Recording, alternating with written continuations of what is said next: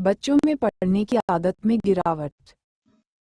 India डिडक्टिक्स association द्वारा प्रकाशित। Doctor Arundhati Hoskeri, MSc, MEd, MA, अंग्रेजी, पीएचडी। शिक्षा निदेशक एवं प्रबंधन प्रतिनिधि, MET Rishikul Vidyalaya, Cambridge school, Bandra reclamation, Mumbai, Maharashtra. चारों ओर बहुत अधिक प्रौद्योगिकी मानव मस्तिष्क को दिन ब दिन आलसी बनाती जा रही है। बच्चे play station, television set, virtual games और किशोर सोशल मीडिया की ओर आकर्षित हैं। गैजेट्स का उपयोग करना जीवन का एक तरीका माना जाता है।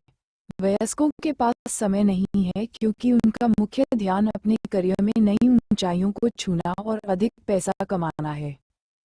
किताबें खरीदना और संग्रहित करना घर में कीमती जगह की बर्बादी के रूप में देखा जाता है, खासकर मुंबई जैसे महानगरीय शहरों में, और इसे पुराने जमाने का भी माना जा सकता है।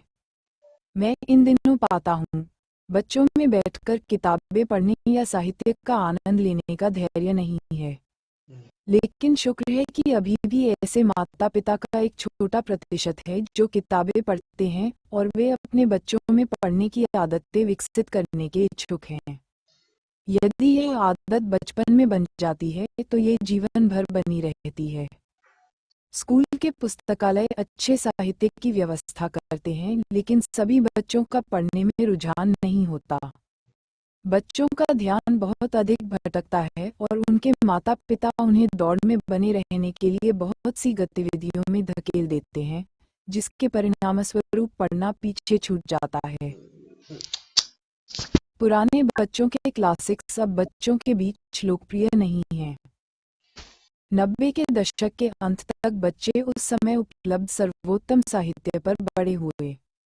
उदाहरण के लिए अमर चित्रकथा, जो वास्तव में इतिहास, पौराणिक कथाओं, दंत कथाओं और हमारे महान भारतीय महाकाव्यों की अमर सचित्र कहानियों का एक संग्रह है, जिसे एक सरल, स्पष्ट भाषा में कॉमिक बुक प्रारूप में दोहराया गया है, जिसका युवाओं और बुजुर्गों ने समान रूप से आनंद लिया और प्रामाणिक जानकारी प्रदान की।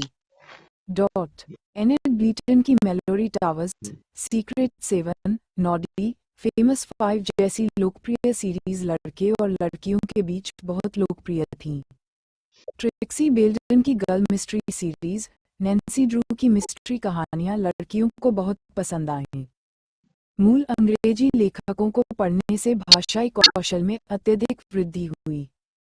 इन पुस्तकों ने बच्चों के मानसिक क्षितिज को बढ़ाया, उन्हें कल्पनाशील और रचनात्मक सोच में शामिल किया। बड़े बच्चों को वास्तविक हास्य को समझने के लिए पीजी वुडहाउस द्वारा लिखी गई किताबें पढ़नी चाहिए। एक प्रसिद्ध अमेरिकी लेखक ओ हेनरी द्वारा लिखी गई लघु कथाएं ये समझने के लिए कि किसी कहानी को कम से कम शब्दों में कैसे व्यक्त किया जाए। आश्चर्यजनक अंत वाली उनकी लघु कथाएं वास्तव में छोटी लेकिन शानदार हैं।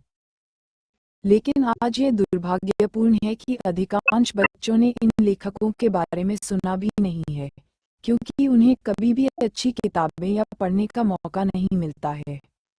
इसमें कोई संदेह नहीं है कि दर्शाए गए वीडियो या कहानियां वस्तुतः बच्चों का तत्काल ध्यान खींचती हैं, लेकिन उनका प्रभाव या सीखने का परिणाम सिर्फ तभी होता है क्योंकि बच्चों के पास इन स्थितियों और कहानी के परिणाम की कल्पना करने के लिए न तो समय है और न ही इसकी आवश्यकता है।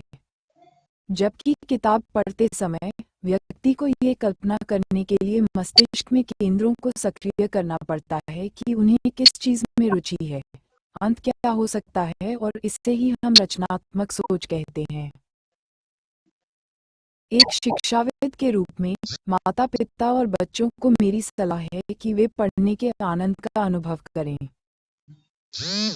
माता पिता को ये समझना चाहिए कि किताबें, क्लासिक्स पढ़ना केवल जानकारी या ज्ञान प्राप्त करने के लिए नहीं है। किताबें पैराशूट की तरह दिमाग का विस्तार करती हैं, कल्पना को गति देती हैं, रचनात्मक सोच को बढ़ाती हैं, तार्किक तर्क को मजबूत करती हैं और बच्चों को भावनात्मक रूप से बुद्धिमान बनाती हैं। भावनात्मक बुद्धिमत्ता एक सफल और सुखी जीवन के लिए बुनियादी आधार है। बच्चे आसपास के वयस्कों की नकल करके सीखते हैं। वास्तव में माता-पिता को अपने लिए और अपने छोटे बच्चों के लिए किताबें पढ़ना शुरू करना होगा। बड़े बच्चों को पढ़ने के लिए प्रोत्साहित करना होगा। स्क्रीन पर डिजिटल रूप से पढ़ने की तुलना में भौतिक किताबें पढ़ना मानव आंखों के लिए सबसे कम थक्का देने वाला होता है। माता-पिता किताबें खरीद सकते हैं और यदि उन्हें संग्रहित करने के लिए जगह की कमी है, तो किताबें पढ़ने के बाद किसी भी सार्वजनिक या स्कूल पुस्तकालय को दान कर दें।